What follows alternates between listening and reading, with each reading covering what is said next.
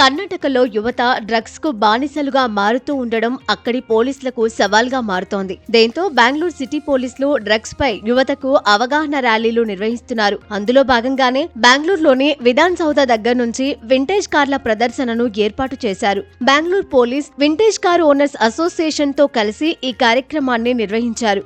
War against drugs పేరుతో నిర్వహించిన ఈ ప్రదర్శనలో 100కు పైగా వింటేజ్ కార్లు పాల్గొన్నాయి.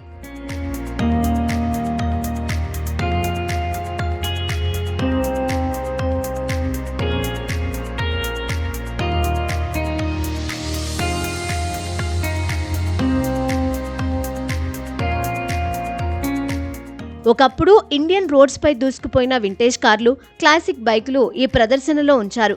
ఈ వింటేజ్ కార్ ర్యాలీని కర్ణాటక మంత్రి పరమేశ్వర ప్రారంభించారు. విధాన సౌధ దగ్గర ఈ కార్ ర్యాలీని ఆయన జెండా ఊపి ప్రారంభించారు. 80-90ల నాటి కార్లు, బైకులు బెంగళూరు రోడ్లపై దూసుకుపోవడాన్ని నగరవాసులు ఆసక్తిగా తిలకించారు. Bengaluru city police, federation of historical vehicles of India, pals and resorts and hotels ఈ ఈవెంట్ను సంయుక్తంగా నిర్వహించాయి.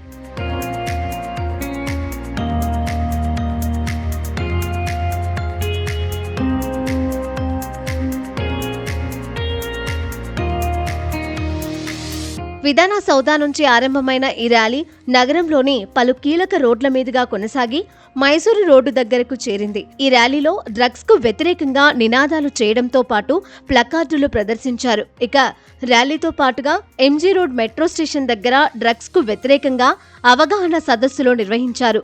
యువత కోసం ప్రత్యేక ఇంటరాక్టివ్ సెషన్స్, డ్రగ్స్ మానవ శరీరంపై చూపించే ప్రభావాలను వివరించే విధంగా ప్రదర్శనలు ఏర్పాటు చేశారు. బెంగళూరులో డ్రగ్స్ కు చోటు లేదని, యువతను డ్రగ్స్ కు బానిసలు కాకుండా చూడడమే తమ లక్ష్యమని బెంగళూరు పోలీసులు స్పష్టం చేశారు.